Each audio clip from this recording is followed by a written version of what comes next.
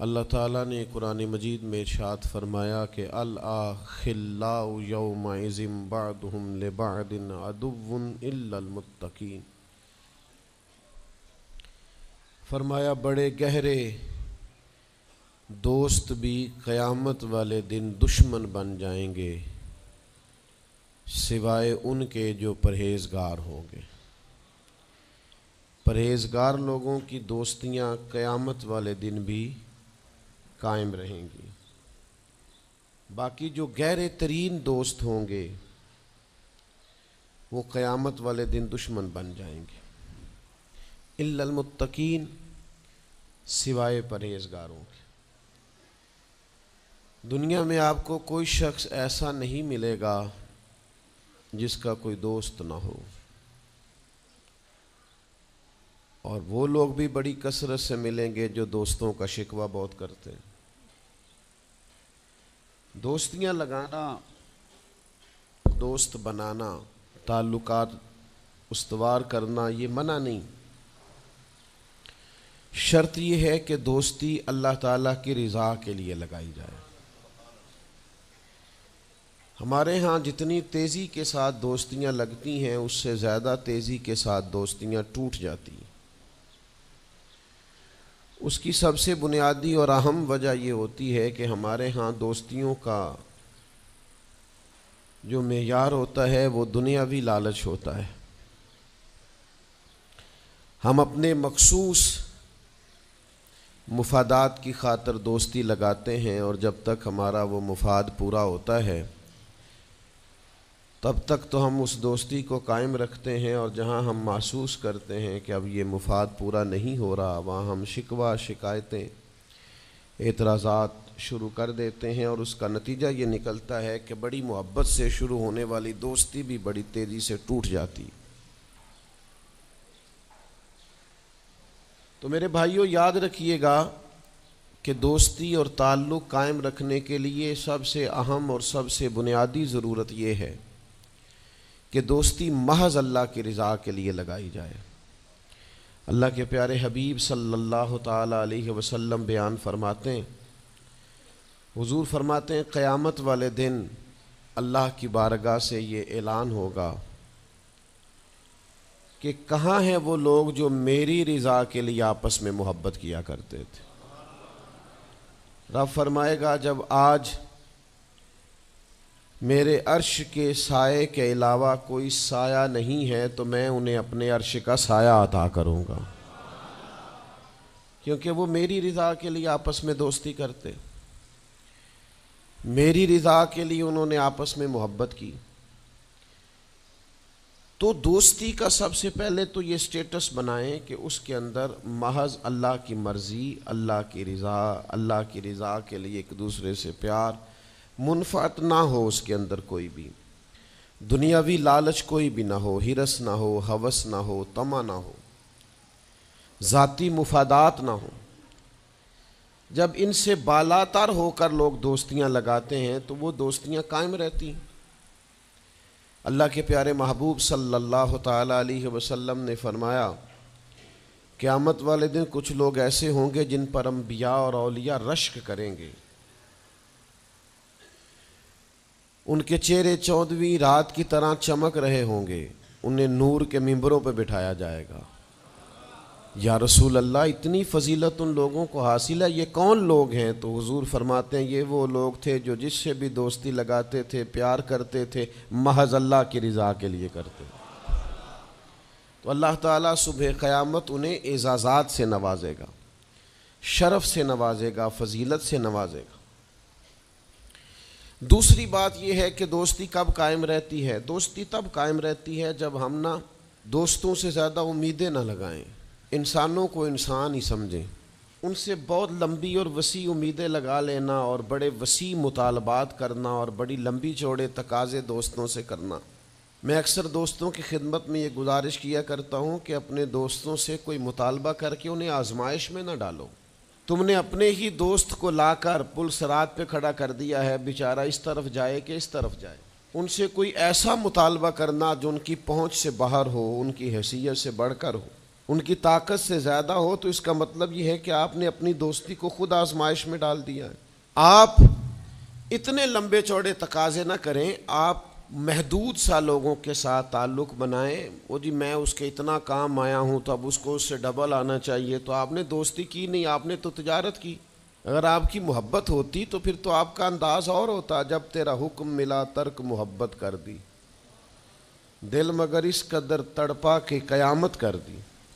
تو یاد رکھیے گا کہ آپ حکم جب آ گیا، جب آپ محسوس کریں تو اس وقت پھر آپ اس چیز کو سمجھ جائیں۔ تو دوستیوں کو کبھی بھی آپ کٹہرے میں کھڑا نہ کریں، تعلقات کو کبھی بھی آزمائش کی بھیٹ نہ چڑھائیں۔ اس طرح کا ماحول نہ بنائیں جس میں آزمائش پیدا ہو، جس میں تکلیف بڑھ جائے، جس میں کرب کا احساس سامنے والے کو ستائے۔ کوشش کریں گنجائش رہے ماحول کے اندر، آسانی رہے، وسعت رہے۔ تیسری بات یہ ہے کہ اگر آپ محسوس کرتے ہیں کہ دوستی کو چلانا ہے تو پھر صرف اسی چیز کو نہ یاد رکھیں جو چیز آپ کو آج میسر آ رہی ہے اور آج آپ کو انکار ہو رہا ہے۔ اس سے پہلے جو دوستوں نے بڑی وفائیں کی ہیں وہ بھی تو یاد رکھے نا۔ ہمارا یہ ماحول ہوتا ہے کسی بندے نے 99 دفعہ نیکی کی ہے، ایک دفعہ انکار کیا ہے، تو ہمیں ایک دفعہ کا انکار تو یاد رہتا ہے لیکن 99 نیکیاں یاد نہیں رہتی۔ یہ بہت بڑی زیادتی ہے۔ آپ کو اگر اتنی لمبی چوڑی اس کی نیکیاں فراموش کرنے میں 1 منٹ نہیں لگا تو پھر آپ نے دوستی کس مقصد کے لیے لگائی تھی؟ آپ اس کو سمجھیں، اس کو آپ محسوس کریں۔ تو میں نے یہ دیکھا ہے زندگی میں کہ لوگ چاہتے ہیں کہ روز ان کا مطالبہ پورا کیا جائے، روز ان کا مطالبہ پورا۔ ہمارے ایک دوست تھے، بزرگ تھے، تو وہ سلسلہ طریقت کو چلاتے تھے، خانقاہ نظام کو، نظم کو لے کے چلنا مشکل ہوتا ہے۔ تو ان کے ایک مرید نے شکوہ کیا، اس نے کہا کہ حضرت پہلے آپ بڑا وقت دیتے تھے، اب آپ ٹائم نہیں دیتے۔ تو فرمانے لگے پہلے میرے بچے 1-2 تھے، اب درجنوں میں ہو گئے، اب وقت بٹ کے ملے گا نا۔ والد پہلے ایک پر توجہ دیتا ہے، بچے 4 ہو جائیں تو ٹائم تقسیم، بات کی سمجھ آ رہی ہے؟ تو وقت تقسیم ہو کے ملے گا نا جب بچے بڑھ جاتے ہیں۔ اور فرمانے لگے ابھی تو میرے سمجھ لو 10-15 بچے ہیں، تو جب پوتے نواسے نواسیاں ہو گئے تو یہ اور زیادہ بٹ جائے گا، پھر اس میں اور زیادہ تقسیم کار ہو جائے گی۔ تو پھر اس طرح کر کے ماحول میں تقسیم ہو جاتی، اور یہ ہوتا ہے، یہ ایک صورت ہے۔ آپ دیکھیے نا، کبھی ایسا بھی ٹائم تھا حجر اسود پر کہ اس کو ہاتھ لگا کے آپ چوم لیتے تھے، اور ڈھیروں وقت صحابہ اس پر چہرے رکھ کے رویا کرتے تھے۔ پھر ایسا وقت آیا کہ چھڑی لگا لو بھائی، چھڑی لگا کے پیچھے ہٹ جاؤ، اور اب ایسا ٹائم ہے کہ آپ دور سے استلام کر لیں۔ اب اگر آپ کہیں کہ مسلمان دیکھو جی حجر اسود کو تو ہاتھ لگانے کا موقع ہی نہیں مل رہا، تو بھئی نبی پاک نے تو فرمایا میں قیامت والے دن کثرت امت پر فخر کروں گا کہ میری امت زیادہ ہے۔ تو یہ تو تعداد کا بڑھنا، یہ تو کثرت کا ہونا، یہ تو باعث ناز اس کو سرکار نے کہا۔ اب آپ دائروں میں محدود کرنا چاہتے ہیں، آپ اس طرح کا ماحول بنانا چاہتے ہیں کہ کوئی شخص مقید ہو جائے، وہ اس دائرے سے باہر نہ نکلے، تو یہ تو بات درست نہیں ہے۔ تو کوشش کرنے کا مقام یہ ہے کہ آپ دوسروں کے لیے بھی گنجائش پیدا کریں، دوسروں کے لیے بھی آسانی کرنے کی کوشش کریں، پھر تعلق برقرار۔ اور پھر آپ پچھلی نیکیاں بھی تھوڑی یاد رکھیں کہ اس سے پہلے اس نے بڑی نیکی کی، بڑی محبت کی، تو پچھلی نیکیاں بھی دوستوں کی یاد رکھیں۔ صحیح بخاری سے ایک حوالہ عرض کرتا ہوں، نبی پاک صلی اللہ تعالیٰ علیہ وسلم کا نا ایک راز لیک ہو گیا۔ حضور مکہ مکرمہ پر حملہ کرنا چاہتے تھے، تو ایک خط لکھ کے دیا گیا ایک عورت کو کہ جا کے پہلے سے آگاہ کر دو مکے والوں کو کہ تم پر حملہ ہونے والا ہے۔ اس عورت نے وہ خط اپنے بالوں میں چھپایا اور وہ نکل گئی۔ اللہ تعالیٰ نے محبوب پاک کو اطلاع دی، حضور علیہ الصلاۃ والسلام نے حضرت مولا علی کو 2 صحابہ کے ساتھ بھیجا، فرمایا مقام خاک پر تمہیں ایک بی بی ملے گی، اس کے پاس سے خط ہے جو کفار کی طرف جا رہا ہے، اسے گرفتار کرو، وہ خط لے لو اور واپس آ جاؤ۔ حضرت مولا علی شیر خدا رضی اللہ تعالیٰ عنہ وہاں پہنچ گئے، اس خاتون کو گرفتار کر لیا، اس کو کہا وہ خط دے، وہ کہنے لگی میرے پاس تو نہیں ہے، کوئی خط نہیں۔ تو حضرت علی فرمانے لگے چونکہ میرے نبی نے کہا ہے تو خط تیرے پاس ہی ہے۔ ساڈے نبی دی زبان ساڈے واسطے قرآن، وہ زبان جس کو سب کن کی کنجی کہیں، اس کی نافذ حکومت پہ لاکھوں خط تیرے پاس ہے۔ آپ نے تلوار نکال لی، فرمایا نکالتی ہے کہ نہیں؟ اس نے بال کھولے، خط نکال دیا۔ وہ خط جب کھولا تو خط لکھا تھا حضرت حاتم بن نبی بلتا رضی اللہ تعالیٰ عنہ، بدری صحابی ہیں۔ وہ خط لے کے آ گئے، نبی پاک کی بارگاہ میں پیش کیا۔ حضور نے خط کھولا، حضرت عمر کہنے لگے مجھے اجازت دے میں اس کی گردن کاٹوں، اس نے ہمارا راز فاش کیا ہے۔ کتنی بڑی بات ہے۔ قرآن مجید کی سورہ ممتحنہ اس وقت نازل ہوئی تھی جب یہ واقعہ ہوا تھا۔ اللہ کے حبیب علیہ السلام نے فرمایا عمر ٹھہر جا، اتنی جلدی نہ کر، اس بندے کی وفات تو دیکھ، یہ بدر میں بھی تلوار لے کے ہمارے ساتھ گیا تھا، بدری صحابی ہے۔ اس کی وہ بات یاد رکھ کہ بدر کے مقام پر جب کہ بڑا مشکل تھا کافروں کے سامنے کھڑا ہونا، ان کی 1000 تعداد تھی اور مسلمان بڑی عددی طور پر اس کثرت کا شکار نہیں تھے، صرف 313 تھے۔ اس موقع پر ان کے ساتھ کھڑا ہونا کوئی آسان نہیں تھا، لیکن یہ پھر بھی ہمارے ساتھ گئے تھے۔ تو حضرت عمر رضی اللہ تعالیٰ عنہ جب چپ کر گئے تو اللہ نے قرآن نازل کیا، کہا اے ایمان والو یہودیوں اور عیسائیوں کو اپنا دوست نہ بتاؤ۔ تو حضور فرمانے لگے دیکھ لو عمر، اللہ نے اسے مومن کہہ کے پکارا ہے، اللہ نے بھی اسے۔ اب نبی کریم نے فرمایا بتاؤ یہ تم نے کیا کیا؟ تو عرض کی یا رسول اللہ صلی اللہ علیہ وسلم آپ میرا ظاہر باطن جانتے ہیں، جتنے بھی یہاں سے لوگ ہجرت کر کے مکے سے آئے ہیں نا، ان کا کوئی نہ کوئی رشتہ دار مکے میں ہے جو ان کے رشتہ داروں کا، بال بچوں کا، گھر والوں کا دھیان رکھتا، میرا وہاں کوئی بھی نہیں۔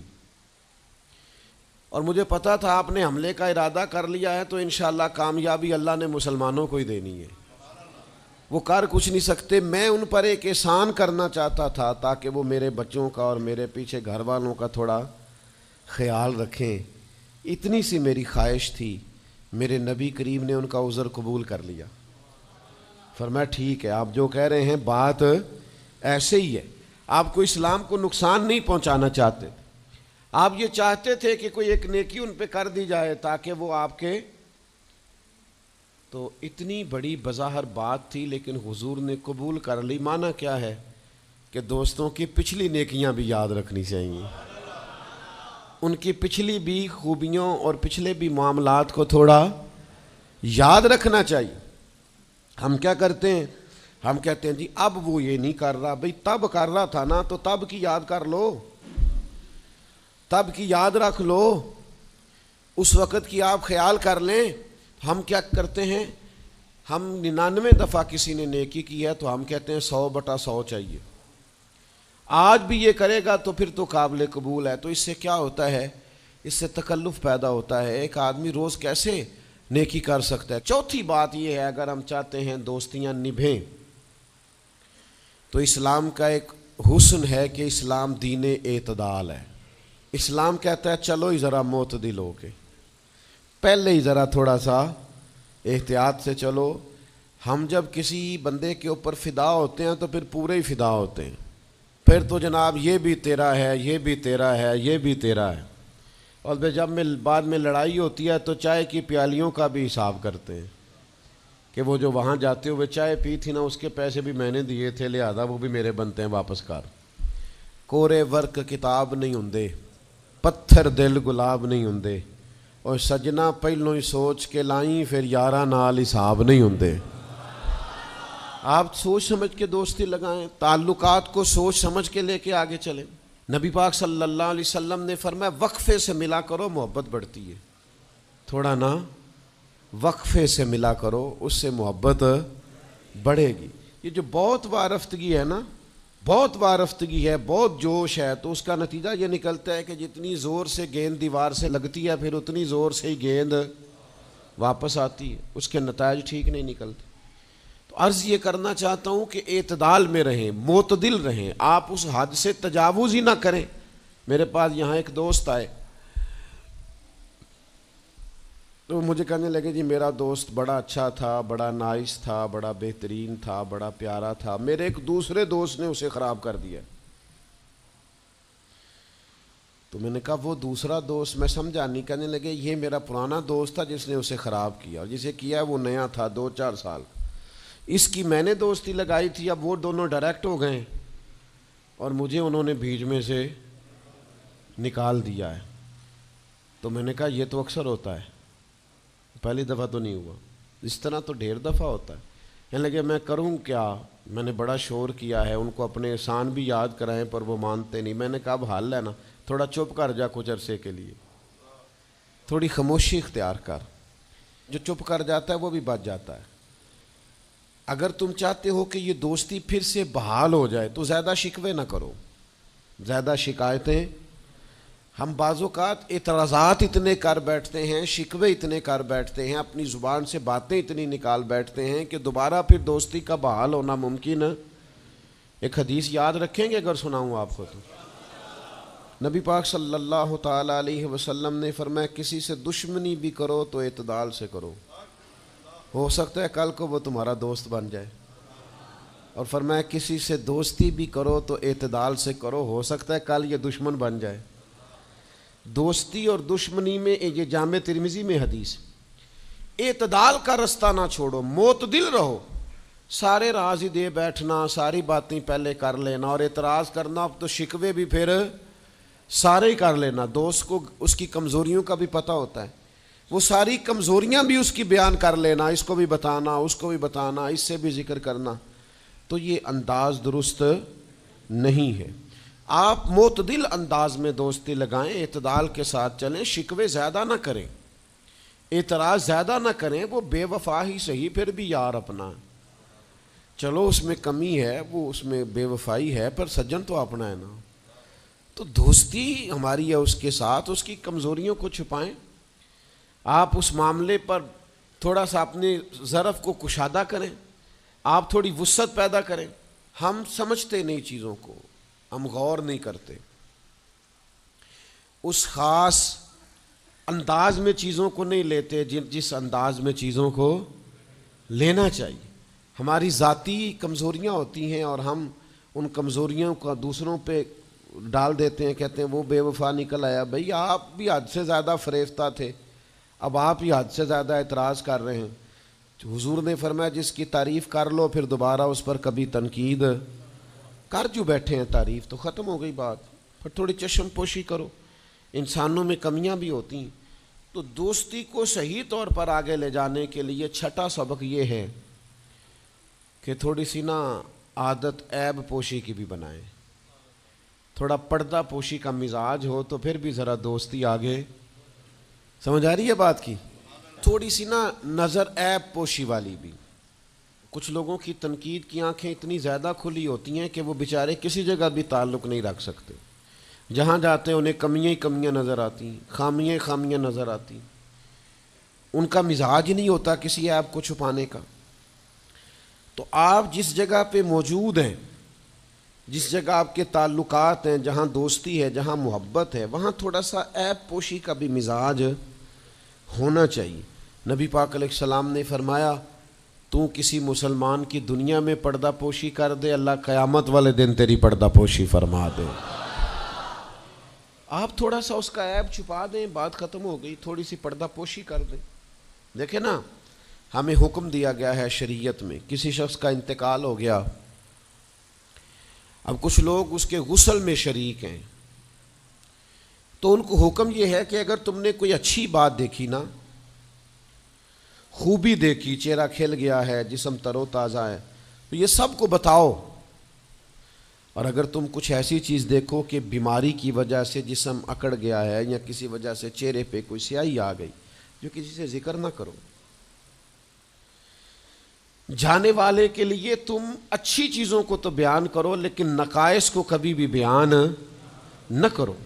اور نبی پاک علیہ السلام نے فرمایا اذکروا محاسن موتاکم, جب تم میں سے کوئی دنیا سے چلا جائے تو اس کی اچھی اچھی باتوں کا بیان کرو, اس کی اچھی اچھی باتوں کا ذکر کرو, اس کی خیر والی باتیں ڈھونڈ کے لوگوں کو سناؤ. یہ خوبی پائی جاتی تھی, یہ خوبی پائی جاتی تھی, یہ خوبی پائی جاتی. میں تھوڑے دنوں کی بات ہے, ایک جگہ پہ میں حاضر تھا, تو ایک صاحب وہاں اپنے ہی دوستوں کے کسی جھوٹ کا ذکر کر رہے تھے اور وہ کہتے ہی جا رہے تھے بڑا غلط ہے، بڑے جھوٹ بولتا ہے، بڑے جھوٹ بولتا ہے، بڑے جھوٹ بولتا ہے۔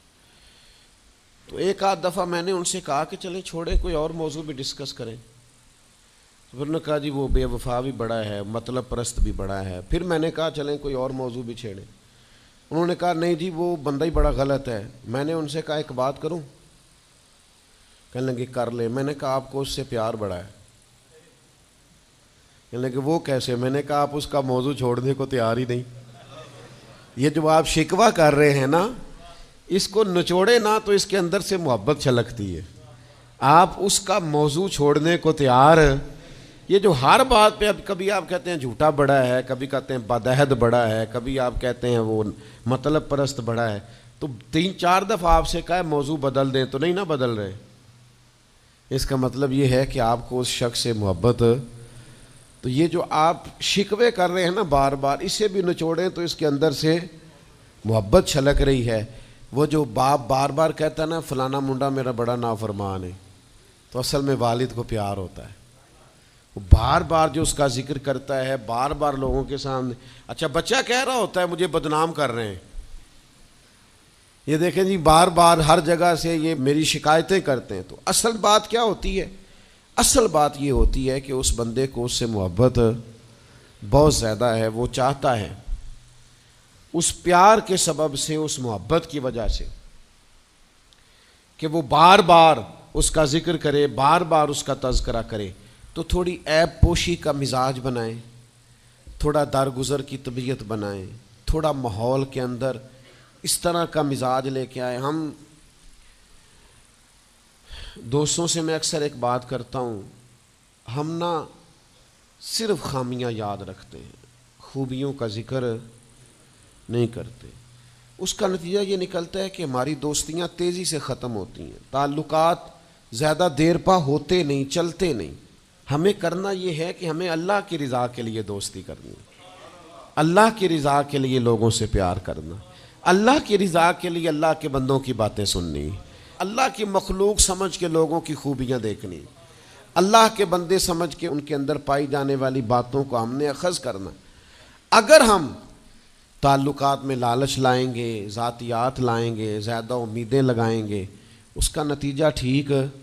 ایک بزرگ غریب تھے پھر امیر ہو گئے، تو کسی نے ان کو مبارک دی کہ بڑی بات ہے آپ کو اللہ نے بڑے پیسے دیے ہیں، تو فرمانے لگے یار پہلے جو یار تھا وہ میرا دوست تھا، اب تو ڈھیر سارے لوگ میری جیب کے دوست ہیں، اب تو جیب کا رشتہ ہو گیا ہے لوگوں کا، ڈھیر سارے لوگوں کا۔